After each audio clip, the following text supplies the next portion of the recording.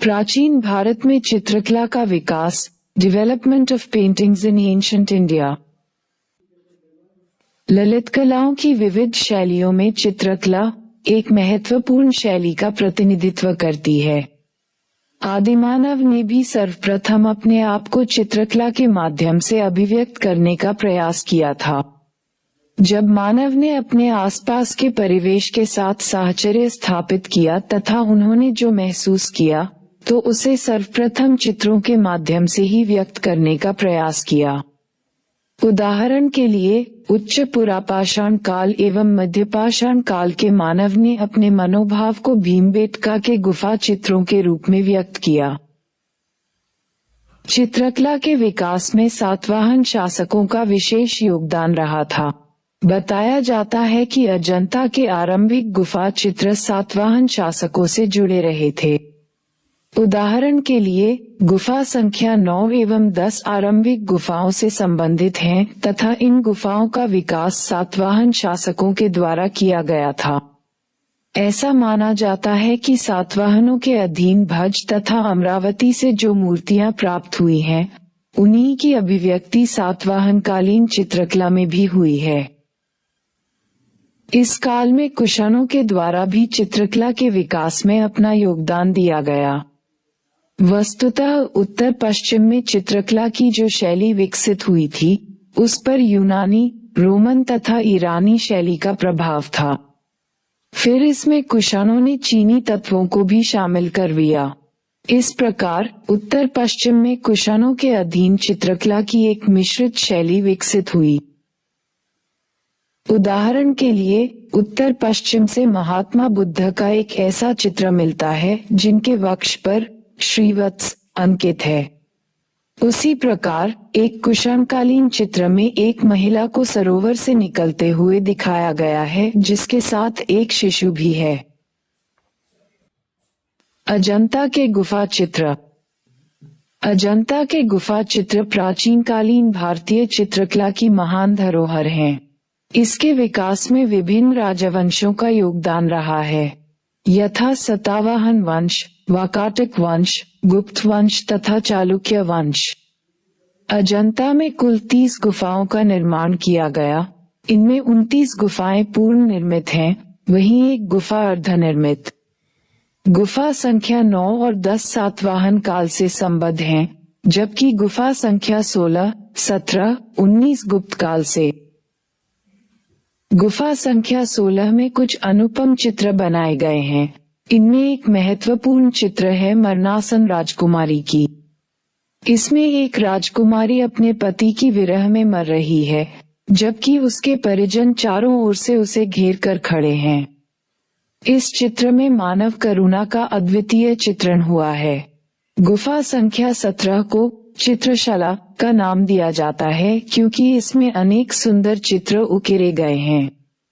एक अद्भुत चित्र बुद्ध एवं उनकी पत्नी यशोधरा के संबंधों को व्यक्त कर रहा है। यशोधरा के द्वारा अपने पुत्र राहुल को महात्मा बुद्ध को अर्पित करते हुए दिखाया गया है। यहाँ भी मानव संवेदना का बड़ा ही सजीव चित्रण मिलता है। अजंता के चित्रों पर बौद्ध धर्म का गहरा प्रभाव देखा जा सकता है। इन चित्रों में महात्मा बुद्ध तथा बोधिसत्वों को अभिव्यक्त किया गया है। वस्तुतः अजंता चित्रकला क्लासिकल मानदंड ग्रहण कर लेती है तथा यह आने वाले युगों में भारतीय चित्रकला पर गहरा प्रभाव छोड़ती है।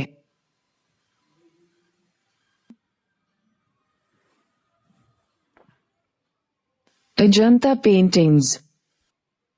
बाघ चित्रकला। बाघ चित्रकला से संबंधित गुफाएं ग्वालियर के पास स्थित हैं। यहाँ से गुप्त काल के अनेक महत्वपूर्ण चित्र प्राप्त हुए हैं। वैसे तो बाघ में 9 गुफाएं मिली हैं, किंतु गुफा संख्या 2, 4 और 5 अत्यधिक महत्वपूर्ण हैं। अगर हम बाघ चित्रकला की तुलना अजंता चित्रकला से करते हैं, तो पाते हैं कि जहाँ अजंता चित्रकला का विषय धार्मिक था, वहीं बाघ चित्रकला का विषय लौकिक। उसी प्रकार जहां अजंता चित्रकला विशेषकर अभिजात्य वर्ग से संबंधित थी, तो बाघ चित्रकला सभी वर्गों से। बादामी चित्रकला। बादामी चित्रकला का विकास चालुक्य शासकों के अधीन हुआ था। चालुक्य शासक मंगलेश ने कई गुफाओं का निर्माण कराया तथा उन गुफाओं में मूर्तियों के साथ साथ चित्र भी बनाए गए। इन गुफाओं में संख्या 4 अधिक महत्वपूर्ण है। इसमें विष्णु के विभिन्न रूपों के चित्र अंकित किए गए हैं। एलोरा और एलिफेंटा की चित्रकारी। एलोरा महाराष्ट्र में स्थित है तथा एलोरा से मूर्तिकला के साथ चित्रकला के साक्ष्य भी प्राप्त होते हैं। एलोरा में चित्रकला के विकास में चालुक्य तथा राष्ट्रकूट शासकों का विशेष योगदान रहा है। यहाँ से प्राप्त कुछ चित्रों में कैलाशनाथ, इंद्रसभा तथा कुछ अन्य चित्रकारी महत्वपूर्ण है। महाराष्ट्र में एलिफेंटा मुंबई के पास स्थित है। इसे पहले धारानगरी के नाम से जाना जाता था, किंतु आगे पुर्तगीजों ने हाथियों के आकार की बड़ी बड़ी चट्टानों को देखकर इसका नामकरण एलिफेंटा रख दिया। एलिफेंटा से मूर्तिकला का भी साक्ष्य मिलता है, किंतु इसके साथ साथ यहाँ से चित्रकला के उदाहरण भी प्राप्त होते हैं। उदाहरण के लिए अर्धनारीश्वर के रूप में शिव, पुरुष तथा प्रकृति, जीव तथा शरीर का मिलन आदि। ग्रेटर देन पल्लवकालीन चित्रकला। पल्लवों के अधीन चित्रकला की एक शैली विकसित की गई। इस पर अजंता चित्रकारी का प्रभाव भी देखा जा सकता है। आगे पल्लव चित्रकला चोलकला के रूप में विकसित हुई। पल्लव शासकों में महेंद्र वर्मन प्रथम ने कुछ गुफाओं का निर्माण कराया तथा चित्रकारी को भी प्रोत्साहन दिया। आगे महेंद्र वर्मन की परंपरा को नरसिम्हवर्मन द्वितीय अथवा राज सिंह ने आगे बढ़ाया। उसने कैलाशनाथ मंदिर की दीवारों पर चित्रों का निर्माण कराया। इनमें विभिन्न देवताओं का प्रतिनिधित्व मिलता है। ये चित्र पल्लव चित्रकला के ज्वलंत उदाहरण हैं। ग्रेटर देन चोलकालीन चित्रकला। इस काल में पल्लवकालीन चित्रकला और भी विकसित होकर आई थी। इस काल के चित्र मंदिरों की दीवारों पर मिलते हैं। आरंभिक मंदिरों में नरतमलाई में विजयालय चोलेश्वर मंदिर महत्वपूर्ण है। इसकी दीवारों पर विभिन्न देवी देवताओं के चित्र बनाए गए, किंतु सबसे महत्वपूर्ण चित्र तंजौर के बृहदेश्वर मंदिर की दीवारों पर अंकित है, जो राजराजा प्रथम के काल में निर्मित किए गए थे। ये चित्र आंतरिक गर्भगृह के चारों ओर प्रदक्षिणा पथ की दीवारों पर बनाए गए हैं। ये चित्र ढक गए थे क्योंकि इनके ऊपर नायक के काल की चित्रकारी प्राप्त होती है, किंतु गोविंद स्वामी नामक महत्वपूर्ण विद्वान विशेषज्ञ ने इन चित्रों को खोज निकाला। इन चित्रों में नटराज शिव का चित्र अत्यधिक महत्वपूर्ण है। इसके साथ साथ त्रिपुरांतक 3 किलों को नष्ट करने वाले के रूप में शिव का चित्र अंकित किया गया है। चित्रकला के विकास का दूसरा चरण लघु चित्रकला। आरंभिक चित्र तालपत्र पर बनाए गए, उसके बाद कागज एवं वस्त्रों पर लघु चित्र बनाए जाने लगे। ऐसा माना जाता है कि एलोरा गुफा चित्रकला के पश्चात स्तंभ चित्रकारी का पतन हो गया और उसकी जगह लघु चित्रकला आरंभ हुई। इसका आरंभिक विकास तालपत्र पर देखा गया। इसके विकास में जैनियों का योगदान रहा है। गुजरात और बंगाल इस चित्रकला के प्रमुख केंद्र थे। गुजरात जैनियों का केंद्र था। जैन चित्रकला का विकास 7वीं सदी से आरंभ हुआ। जैन चित्रकला 9वीं से 12वीं शताब्दी तक संपूर्ण भारत को प्रभावित करने वाली शैलियों में जैन शैली का प्रमुख स्थान है। इस शैली का प्रथम प्रमाण सितनवासल की गुफा में बनी 5 जैन मूर्तियों से प्राप्त होता है। भारतीय चित्रकलाओं में कागज पर की गई चित्रकारी का उत्कृष्ट स्थान है। इस कला का नमूना जैन ग्रंथों के ऊपर लगी दफ्तियों या लकड़ी की पटरियों पर भी मिलता है। इस शैली पर मुगल और ईरानी शैली का भी प्रभाव है। पट चित्रकला। चित्रकला की यह शैली बंगाल में विकसित हुई, किंतु इसका प्रसार उत्तर प्रदेश, नेपाल, तिब्बत आदि क्षेत्रों में भी देखा गया। इस चित्रकारी से जुड़े हुए महत्वपूर्ण कलाकार नीलमणि दास, गोपाल दास, बलराम दास आदि थे। इस शैली के अंतर्गत रामायण, महाभारत तथा पुराणों से संबंधित कथाओं को कपड़ों पर अंकित किया जाता था, इसलिए इसका नाम पट चित्रकला पड़ गया। गुजराती चित्रकला। ये चित्रकला इस रूप में विलक्षण थी कि इसमें स्तंभ चित्रकारी की जगह तालपत्रों पर चित्र बनाए जाने लगे। ये चित्र पुस्तकों के रूप में बनाए जाते थे, अतः इसे पोथी शैली का नाम दिया गया। गुजराती चित्रकला में प्रकृति के चित्रण पर भी बल दिया गया था। उदाहरण के लिए अग्नि, जल, बादल, आकाश आदि के चित्र निर्मित किए गए तथा इन्हें तालपत्रों पर उकेरा गया।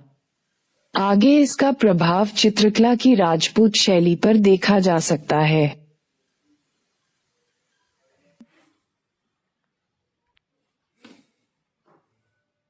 पाल शैली 9वीं से 12वीं शताब्दी तक बंगाल में पालवंश के शासकों धर्मपाल और देवपाल के शासन काल में विशेष रूप से विकसित होने वाली पाल शैली की चित्रकला की विषय वस्तु बौद्ध धर्म से प्रभावित रही है। प्रारंभ में ताड़पत्र और बाद में कागज पर बनाए जाने वाले चित्रों में वज्रयान बौद्ध धर्म के दृश्य चित्रित हैं। दृष्टांत शैली की प्रधानता वाली इस शैली ने तिब्बत और नेपाल की चित्रकला को भी प्रभावित किया है। इसका प्रमुख केंद्र पूर्वोत्तर भारत ही रहा, परंतु वर्तमान में इस शैली के चित्र देश के विभिन्न भागों में स्थित संग्रहालयों में भी देखे जा सकते हैं।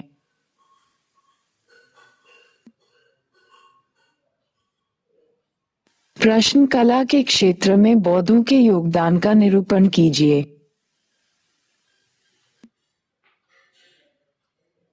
बौद्ध कला।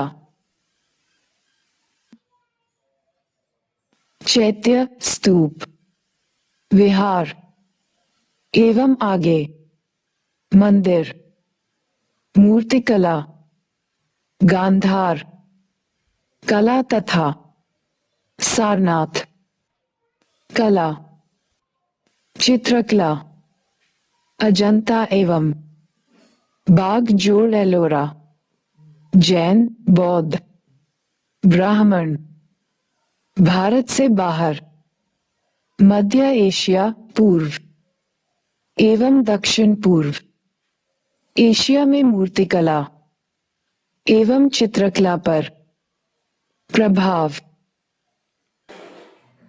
प्रश्न अजंता भारतीय संस्कृति की महान धरोहर है, इस कथन पर टिप्पणी कीजिए। अजंता। स्थापत्य कला, बौद्ध मंदिर, मूर्तिकला, बुद्ध एवं बोधिसत्व की मूर्तियां, चित्रकला, बुद्ध एवं बोधिसत्व तथा शासक। अजंता भारतीय कला के विकास में एक महत्वपूर्ण विभाजक रेखा बनकर आता है। अजंता के काल तक भारत की कई कला शैलियां इतनी प्रौढ़ हो गईं कि इन्होंने न केवल परवर्ती काल की भारतीय कला पर, वरन भारत के बाहर भी कला शैलियों पर अपना प्रभाव छोड़ा।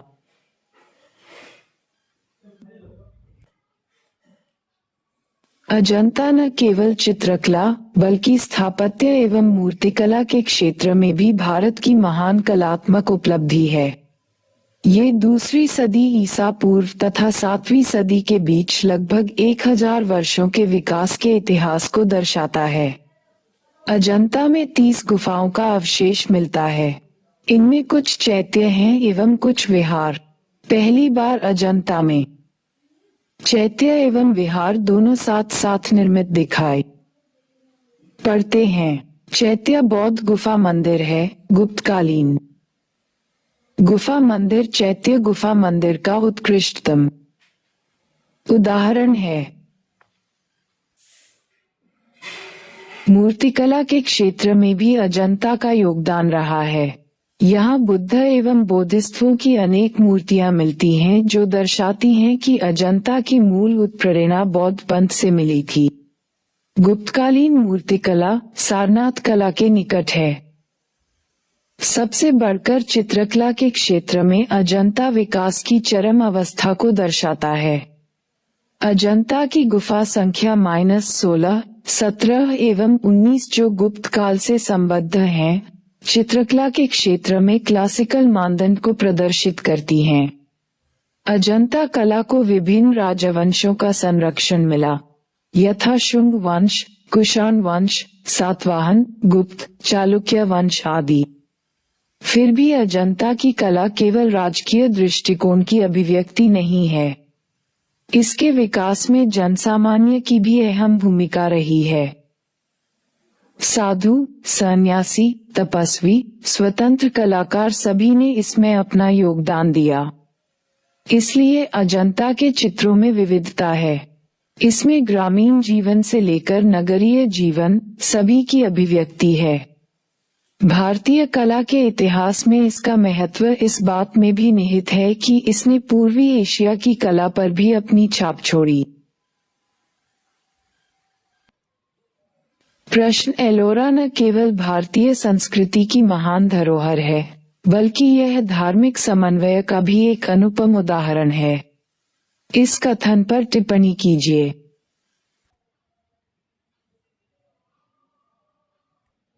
एलोरा स्थापत्य, मूर्तिकला, चित्रकला,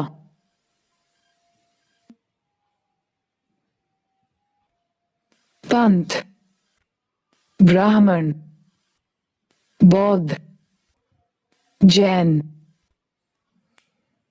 एलोरा के अध्ययन के बिना भारतीय कला का इतिहास अधूरा रह जाएगा। यह अजंता से लगभग 50 किलोमीटर दूर स्थित है और यहाँ से 34 गुफाएं मिली हैं। इन गुफाओं की विलक्षणता इस बात में है कि ये गुफाएं ब्राह्मण, बौद्ध एवं जैन तीनों धार्मिक पंथों से संबद्ध हैं। भारत में ऐसे बहुत कम केंद्र हैं जहां धार्मिक समरसता का ऐसा बेहतरीन उदाहरण मिलता है। मथुरा के बाद एलोरा ऐसा ही एक महत्वपूर्ण केंद्र है। एलोरा कला की भिन्न शैलियों के विकास को दर्शाता है। पहली शैली है स्थापत्य कला। एलोरा में निर्मित गुफाएं स्थापत्य कला के विकास का प्रमाण है। ये गुफा वास्तुकला का विकसित रूप है जिसका आरंभिक साक्ष्य हमें अशोककालीन गुफा के रूप में देखने को मिलता है। एलोरा से मूर्तिकला और चित्रकला दोनों के साक्ष्य भी मिलते हैं। यहाँ से ब्राह्मण देवता, बुद्ध एवं तीर्थकर सभी की मूर्तियां प्राप्त होती हैं। इन मूर्तियों पर सारनाथ कला का प्रभाव देखा जा सकता है। एलोरा की चित्रकला पर अजंता चित्रकला का प्रभाव देखा जा सकता है, परंतु एलोरा के चित्रों में भावों की वह गहराई नहीं है जो हम अजंता में पाते हैं। एलोरा की कलाकृतियों का अध्ययन करते हुए हम पाते हैं कि विभिन्न धार्मिक पंथों के द्वारा जो मूर्तिकला एवं चित्रकला विकसित की गई है उसमें अभिव्यक्ति की समानता है। भले ही धार्मिक विश्वास अलग अलग हों, परंतु कला संबंधी दृष्टि एक है। इसलिए एलोरा विविधता में एकता का ज्वलंत उदाहरण बन जाता है।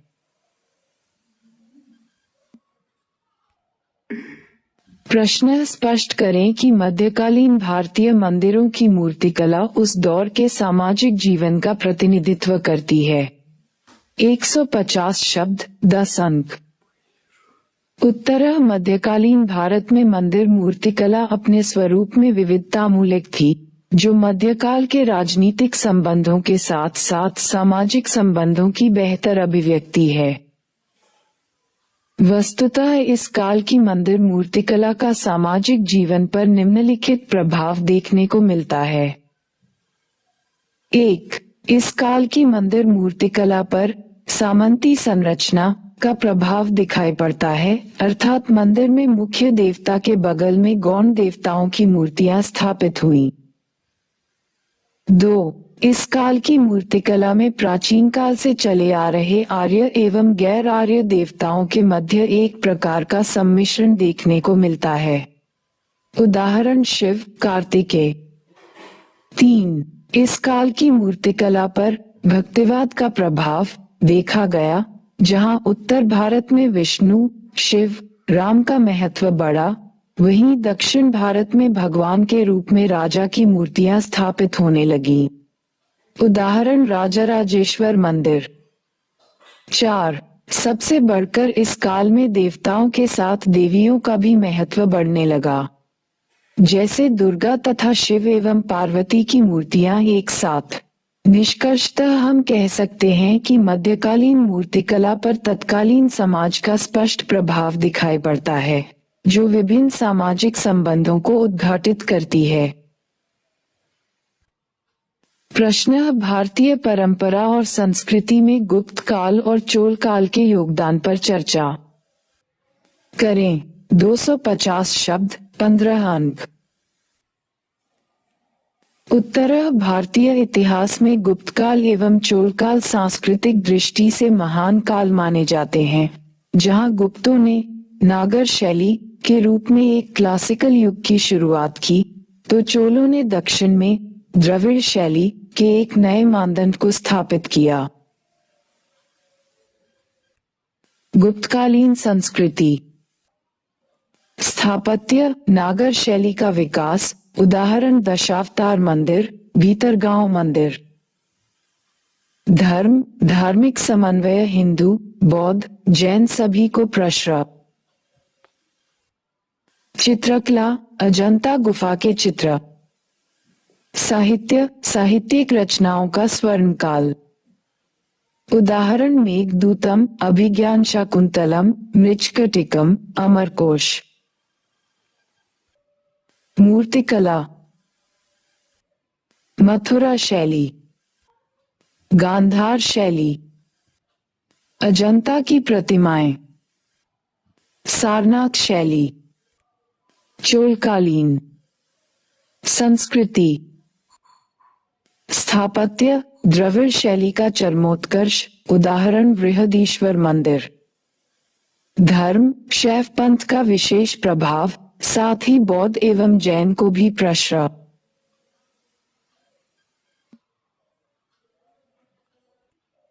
चित्रकला: मंदिरों के भित्ति चित्र, उदाहरण बृहदीश्वर मंदिर। साहित्य: संस्कृत, तमिल साहित्य को विशेष प्रश्रय। मूर्तिकला। प्रस्तर: शासकों की मूर्तियां, जैसे राजराजा एक। धातु: नटराज। गुप्त काल के अंतर्गत स्थापत्य कला। नागर शैली, बेहतर मंदिर निर्माण, उदाहरण के लिए देवगढ़ का दशावतार मंदिर, भूमरा का शिव मंदिर। चोलों के अंतर्गत स्थापत्य कला।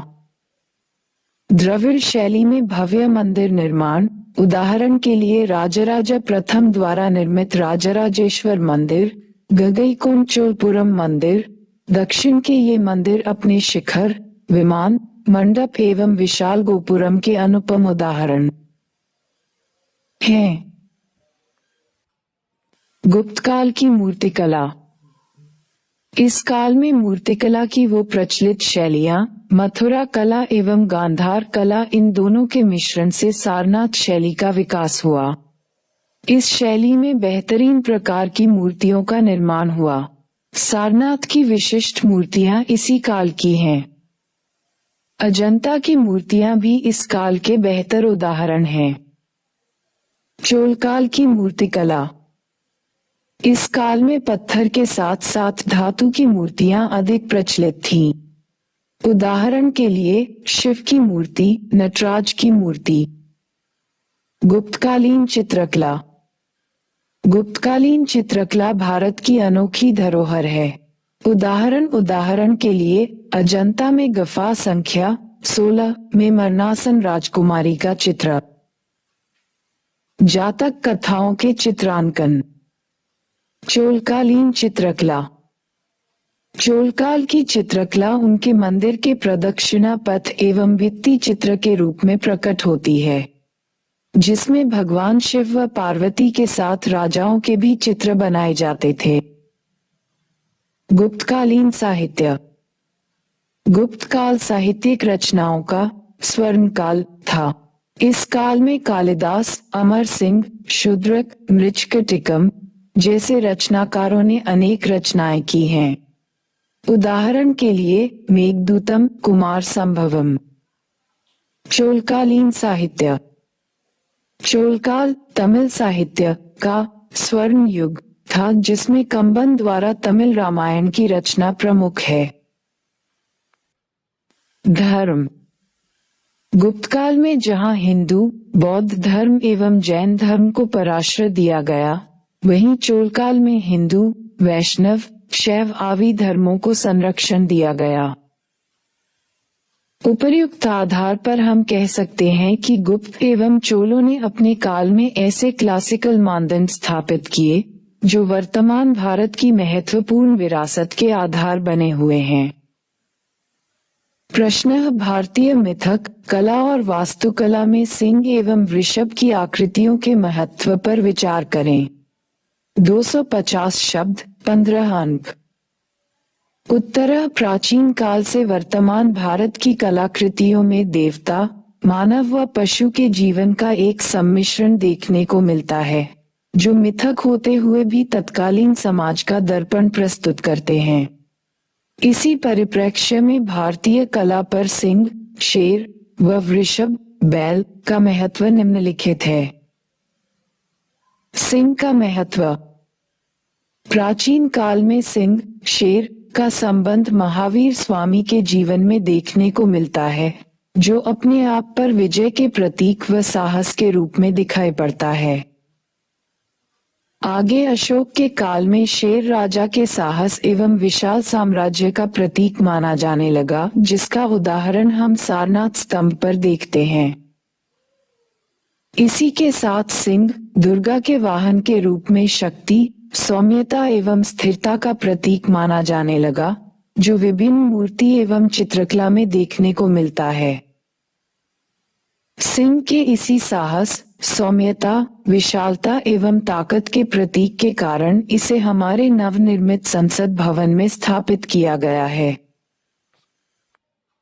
वृषभ का महत्व।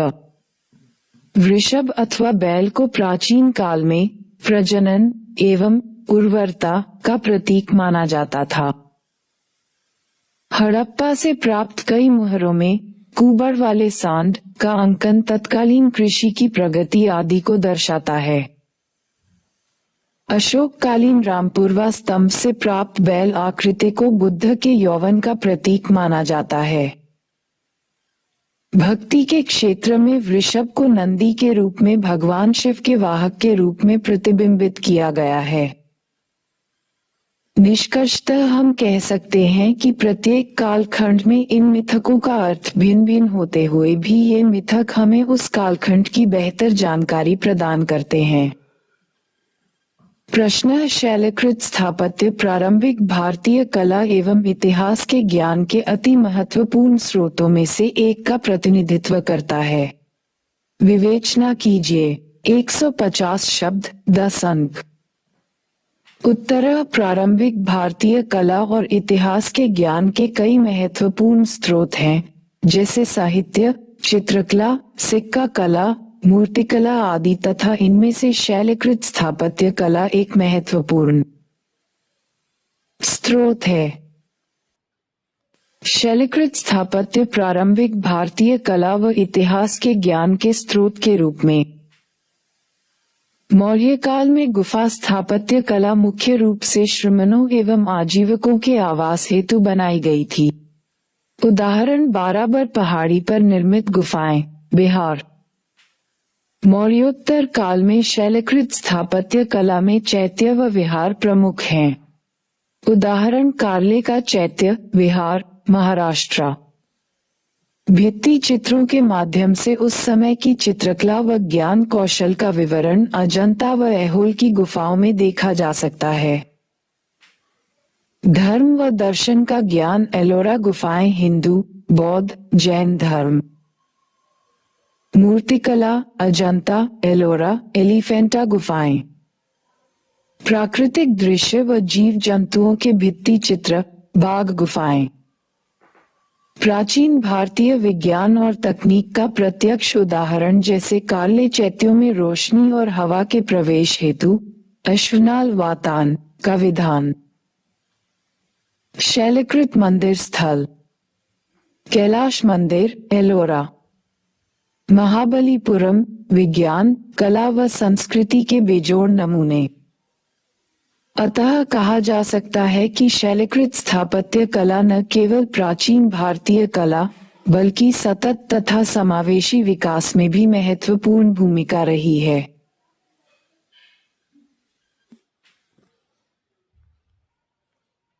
प्रश्न: भारतीय वर्षन एवं परंपरा ने भारतीय स्मारकों की कल्पना और आकार देने एवं उनकी कला में महत्वपूर्ण भूमिका निभाई है। विवेचना कीजिए। 250 शब्द, 15 अंक। उत्तर: प्राचीन भारत में कला एवं स्थापत्य की समृद्ध पृष्ठभूमि रही है तथा इसकी पृष्ठभूमि को निर्मित करने में सौंदर्य अभिरुचि के साथ साथ धर्म, वर्षन, परंपरा एवं सामाजिक मूल्यों का भी अहम योगदान रहा है। कला के विभिन्न रूपों के विकास यथा स्थापत्य कला, मूर्तिकला, चित्रकला आदि को पृथक पृथक नहीं देखा जा सकता, अपितु समग्र रूप में देखने की जरूरत है। 6ठी शताब्दी ईसा पूर्व में बौद्ध धर्म के उदय के साथ ही धार्मिक विषयों पर आधारित कला का विकास हुआ। मूर्तिकला भारतीय बौद्धों और हिंदुओं के बीच एक आम बात थी। हिंदू धर्म सदियों से भारतीय कला का एक मुख्य केंद्र बना रहा। उत्तर से दक्षिण भारत तक सनातन परंपरा से संबंधित स्थापत्य, मंदिर, मूर्तियों जैसे स्मारक वैदिक और उपनिषद दर्शन तथा परंपरा से प्रभावित हैं। यह वैष्णव, शैव, शाक्त, देवी आदि आध्यात्मिक परंपराओं के रूप में प्रस्तुत होते हैं। सनातन परंपरा मंदिरों को अनेक प्रतीकों का समन्वय मानती है। उसके लिए मनुष्य पहले विकसित प्राणी है और मंदिर उसी का प्रतिरूप है। दक्षिण भारत के स्मारकों का स्थापत्य वहां के राजाओं के स्थायित्व और उनके विचारों का प्रतीक है। मदुरई, मामल्लपुरम, चोलमंडलम के मंदिरों की विशालता उनका निर्माण करने वाले शासकों के वैचारिक और दैवीय स्वरूप को प्रदर्शित करने की कोशिश है। जैन दर्शन के स्मारक भी अपने तीर्थंकरों के जीवन दर्शन से प्रभावित रहे हैं। हालांकि जैन स्मारक अपने स्वरूप में सनातन और बौद्ध स्मारकों से प्रभावित रहे हैं। दिलवाड़ा का जैन मंदिर और ओडिशा की उदयगिरी और खंडगिरी गुफाएं इसी दार्शनिक विस्तार की देन हैं। वास्तव में भारतीय दर्शन एवं परंपरा और कला से प्रभावित भारतीय स्मारकों के मूल आधार शुद्ध भारतीय हैं, जिन्हें हिंदू, जैन या बौद्ध स्थापत्य कहकर विभाजित नहीं किया जा सकता है।